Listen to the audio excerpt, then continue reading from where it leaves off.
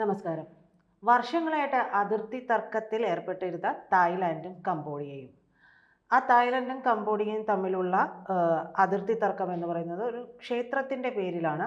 അതൊക്കെ നമ്മൾ സംസാരിച്ചിരുന്നതാണ്. പക്ഷേ ക്ഷേത്രത്തിൻ്റെ പേരിലുള്ള തർക്കം കയ്യാങ്കളിയിലേക്ക് പോയി. അതൊരു യുദ്ധത്തിലേക്ക് എത്തി നിൽക്കുകയാണ് ഇപ്പോൾ. ഏറ്റവും ഒടുവിൽ യുദ്ധം അവസാനിപ്പിക്കാൻ വേണ്ടിയിട്ട് നമ്മുടെ ഡൊണാൾഡ് ട്രംപ് ഇറങ്ങിയിട്ടുണ്ട്. അപ്പോൾ ട്രംപ് പറഞ്ഞു, നിർത്തിക്കോടവേ, ഇനി നിങ്ങളൊന്നും യുദ്ധത്തിൽ ഏർപ്പെടരുത് എന്നുള്ളതാണ് പറഞ്ഞിരിക്കുന്നത്. എന്തായാലും ട്രംപ് പറഞ്ഞിട്ടാണോ ഇനി അവർക്ക് സ്വയം തോന്നിയിട്ടാണോ എന്നറിയില്ല, കംബോഡിയയും തായ്ലാൻഡും തമ്മിലുള്ള യുദ്ധം അവിടെ നിന്നിട്ടുണ്ട്. ഏതാണ്ട് 4 ദിവസമായി തുടരുന്ന യുദ്ധത്തിൽ 34 പേർ കൊല്ലപ്പെട്ടിട്ടുണ്ട്.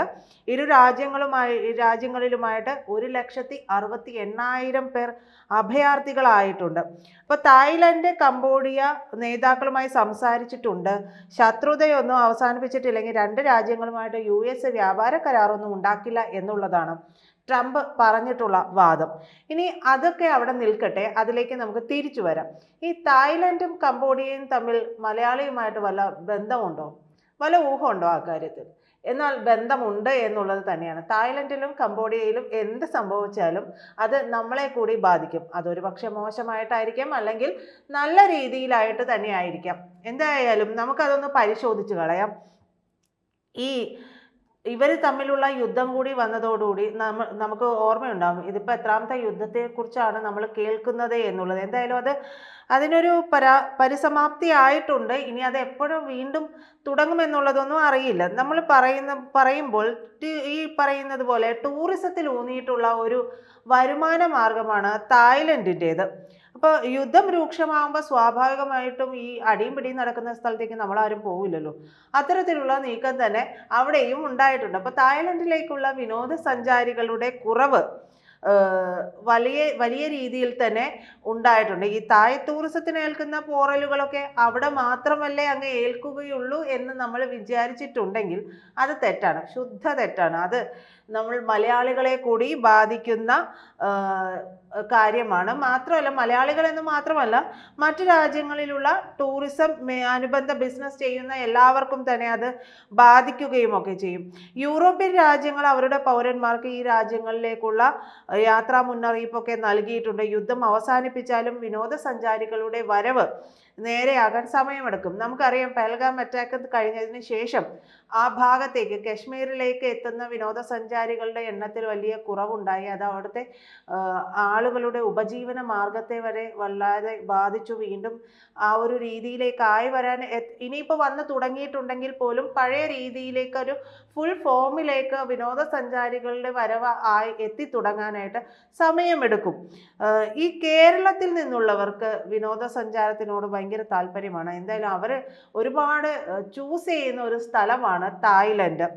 ആയിരക്കണക്കിന് പേരാണ് ഓരോ മാസവും തായ്ലൻഡിലേക്ക് പോകുന്നത് എന്നാണ് പറയുന്നത്. യുദ്ധസൂചനകളൊക്കെ വന്നതോടുകൂടി തായ്ലൻഡ് എന്നുള്ള അന്വേഷണം സെർച്ചുമൊക്കെ അവിടെ അങ്ങ് ഫുൾ സ്റ്റോപ്പ് ഇട്ട് നിന്നിട്ടുണ്ട്. യുദ്ധമുള്ളിടത്തേക്ക് നമ്മൾ പോകില്ല എന്നുള്ളത് തന്നെയാണ്. അപ്പോൾ ടൂറിസം സംബന്ധിച്ച് അവിടെ നമ്മുടെ ആളുകൾക്ക്, മലയാളികൾക്ക്, അല്ലെങ്കിൽ മലയാളികൾക്ക് മാത്രമല്ല, നേരത്തെ പറഞ്ഞതുപോലെ തന്നെ അതുമല്ലാത്ത മറ്റ് രാജ്യങ്ങളിലുള്ളവർക്കുമൊക്കെ വലിയ രീതിയിൽ ഈ ഒരു യുദ്ധം എന്ന് പറയുന്നത് അത് തിരിച്ചടിയാണ്. ഈ തുർക്കിക്കും സംഭവിക്കുന്നതാണ്. തുർക്കിയൊക്കെ ഈ വലിയ വലിയ ആളുകളൊക്കെ അല്ലേ, VVIPs ഒക്കെ, ശതകോടീശ്വരന്മാരൊക്കെ വലിയ പാർട്ടികളും വിവാഹാഘോഷങ്ങളും ഒക്കെ നടത്താനായിട്ട് തിരഞ്ഞെടുത്തിരുന്ന ഒരു സ്ഥലമാണ് തുർക്കി. ആ തുർക്കിക്ക് ഇപ്പോഴുണ്ടായിട്ടുള്ള ഇടിവ് എന്ന് പറയുന്നത് ഗംഭീരമായിട്ടുള്ള ഒരു ഇടിവാണ്.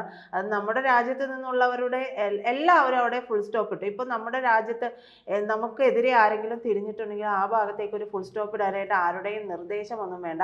നമ്മൾ ജനങ്ങൾ തന്നെ അതിനങ്ങ് ഫുൾ സ്റ്റോപ്പ് ഇടുന്ന ഒരു അവസ്ഥയുണ്ട്. അത്തരത്തിൽ തന്നെയാണ് തായ്ലൻഡിനെ ഈ ഒരു വിഷയത്തിൽ ടൂറിസം മേഖലയെ ബാധിച്ചിട്ടുണ്ട്. അത് മലയാളികളെ മാത്രമല്ല, തായ്ലൻഡിൻ്റെ വരുമാനത്തിന് കൂടി അവിടെ ഒരു ഇടിവ് സംഭവിക്കുന്നുണ്ട്.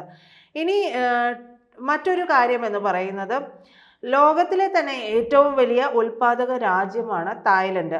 യുദ്ധം രൂക്ഷമായത് റബ്ബർ ടാപ്പിംഗ് ഉൾപ്പെടെയുള്ളവയൊക്കെ ബാധിക്കുമെന്നാണ് പറയുന്നത്. തായ്ലൻഡിൽ നിന്നുള്ള റബ്ബർ വരവ് കുറഞ്ഞിട്ടുണ്ടെങ്കിൽ അന്താരാഷ്ട്ര തലത്തിൽ സ്വാഭാവികമായിട്ടും റബ്ബറിന്റെ വില ഉയരുന്ന ഒരു സാഹചര്യം ഉണ്ടാകും. ആഗോളതലത്തിൽ ടയർ കമ്പനികളെ ഇതൊക്കെ ഗുരുതരമായിട്ട് ബാധിക്കും. എങ്കിൽ പോലും അത് റബ്ബർ കർഷകർക്ക് നേട്ടമാകുന്ന സാഹചര്യം ഉണ്ടാക്കും. അന്താരാഷ്ട്ര റബ്ബർ വില ഇപ്പോൾ താഴ്ന്നു നിൽക്കുന്നുണ്ട്. 200 രൂപയിൽ താഴെയാണ് അന്താരാഷ്ട്ര വില. ആഭ്യന്തര വില എന്ന് പറയുന്നത് ഏതാണ്ട് 210 രൂപയ്ക്ക് മുകളിലാണ്. തായ്ലൻഡിൽ നിന്നുള്ള റബ്ബർ വരവ് നിലച്ചിട്ടുണ്ടെങ്കിൽ ആഭ്യന്തര അന്താരാഷ്ട്ര വിലകൾ ഉയരും. അതായത് നമ്മുടെ ഇവിടെയുള്ള റബ്ബർ കർഷകർക്ക് അതൊരു നേട്ടമാകാനുള്ള സാധ്യത കൂടിയുണ്ട്. ടയർ കമ്പനികൾക്ക് അത് നേട്ടമല്ലെങ്കിൽ കൂടി റബ്ബർ കർഷകരെ സംബന്ധിച്ച് അതൊരു നേട്ടമാകാനുള്ള സാധ്യതയുണ്ട്. ടയർ കമ്പനികൾ, അതായത് ഇന്ത്യൻ ടയർ കമ്പനികളൊക്കെ കൂടുതലായിട്ട് ഇറക്കുമതി നടത്തുന്നത് തായ്ലൻഡിൽ നിന്നാണ്. അതിനിപ്പോൾ നമ്മുടെ സ്വദേശീയമായിട്ടുള്ള റബ്ബറിലേക്ക് പോകാനുള്ള സാധ്യത കൂടിയാണ്. കാരണം അവിടെ ഇനിയും ഏത് സമയത്തും ഈ ഒരു അലങ്കോലപ്പണികളൊക്കെ ഉണ്ടാകാനുള്ള സാധ്യത കൂടുതലാണ്. അതായത് യുദ്ധം ഉണ്ടാകാനുള്ള സാധ്യത കൂടുതലാണ്. ആ പ്രശ്നത്തിനെ ട്രംപ് ഒരുപക്ഷെ ശാസിച്ച് നിർത്തിയതായിരിക്കും. ഈ ശാസിച്ച് നിർത്തുമ്പോൾ ഒരു കാര്യമുണ്ട്, അത് ഏത് സമയവും വീണ്ടും ഉടലെടുക്കാനുള്ള സാധ്യതയുണ്ട്. അതിനൊരു പ്രശ്ന പരിഹാരമായിട്ടില്ല എന്നുള്ളതാണ്. പ്രശ്നം പരിഹരിച്ചു കഴിഞ്ഞെങ്കിൽ മാത്രമേ ശാശ്വതമായിട്ട് അവിടെയുള്ള കാര്യങ്ങൾ മുന്നോട്ട് പോവുകയുള്ളൂ. ഇത് വീണ്ടും ഉടലെടുക്കാനുള്ള സാധ്യതയുണ്ട്. അത് മുന്നിൽ കണ്ടുകൊണ്ട് നമ്മുടെ റബ്ബർ കർഷകരിൽ നിന്നുള്ള റബ്ബർ വാങ്ങാൻ ഒരുങ്ങുകയാണെങ്കിൽ അത് നമ്മുടെ റബ്ബർ കർഷകർക്ക് നല്ല രീതിയിൽ ഗുണം ചെയ്യുന്ന ഒരു സാഹചര്യം ഉണ്ടാകും. അപ്പോൾ ഈ തരത്തിൽ ലോകത്തെവിടെ എന്ത് സംഭവിച്ചിട്ടുണ്ടെങ്കിൽ പോലും അത് നമ്മൾ മലയാളികളെ ബാധിക്കുന്ന ഒരു സാഹചര്യത്തിലെ അതൊരു പക്ഷേ ഗുണമായിട്ടായിരിക്കാം അല്ലെങ്കിൽ ദോഷമായിട്ടായിരിക്കാം അത് ബാധിക്കുന്ന ഒരു സാഹചര്യമുണ്ട്. ലോകത്തിൻ്റെ ഏതൊരു കോണിൽ ചെന്ന് നോക്കിയാലും ആരൊക്കെ ഇല്ലെങ്കിലും ഒരു മലയാളി ഉണ്ടാകുമെന്ന് പറയാറുണ്ട്. അത്തരത്തിലാണ് ലോകത്തിൻ്റെ ഏതൊരു കോണിലും ഏതൊരു തരത്തിലുള്ള കാര്യം ഉണ്ടായിട്ടുണ്ടെങ്കിലും അത് മലയാളിയെ ബാധിക്കുന്നുണ്ട്. അത് നമ്മളിവിടെ കേരളത്തിലും ബാധിക്കുന്നുണ്ട് എന്നുള്ളതാണ്. നമ്മൾ വിചാരിക്കും ഇതവിടെയല്ലേ നടക്കുന്നത്, കംബോഡിയൻ തായ്ലൻഡൊക്കെ എത്ര ദൂരെയാണപ്പോൾ, അപ്പോൾ അതൊന്നും നമ്മളെ ബാധിക്കില്ല എന്നുള്ളത്. അതൊന്നുമല്ല. റഷ്യയും യുക്രൈനും തമ്മിലുള്ള യുദ്ധമുണ്ടായ സമയത്തും ഇത്തരത്തിൽ തന്നെയാണ്. വല്ലാതെ ഓയിലിൻ്റെയൊക്കെ വില, ക്രൂഡ് ഓയിലിൻ്റെയൊക്കെ വില കുതിച്ചുയർന്നു. അപ്പോൾ ഇവിടെയെല്ലാം പലരും സംസാരിക്കുന്നത് കേട്ടിരുന്നു, ഇതെങ്ങനെയാണ് ഇത്തരത്തിൽ കൂടുന്നത്, വല്ലാതെ ഉയരുകയാണല്ലോ എന്നുള്ളത്. ഈ യുദ്ധം കാരണം തന്നെയായിരുന്നു. അത് പക്ഷെ നമ്മൾ സാധാരണക്കാരിലേക്ക് അതിൻ്റെ ഒരു വ്യാപ്തി, അതിൻ്റെ ഒരു ആഴത്തിലേക്ക് ഈ വിവരങ്ങൾ അവർ മനസ്സിലാക്കിയെടുക്കുന്നതിലുള്ള ഒരു സമയം എടുക്കുന്നുണ്ട്. ആദ്യഘട്ടത്തിലൊന്നും അത്തരത്തിൽ കാര്യങ്ങൾ മനസ്സിലാക്കിയിരുന്നില്ല.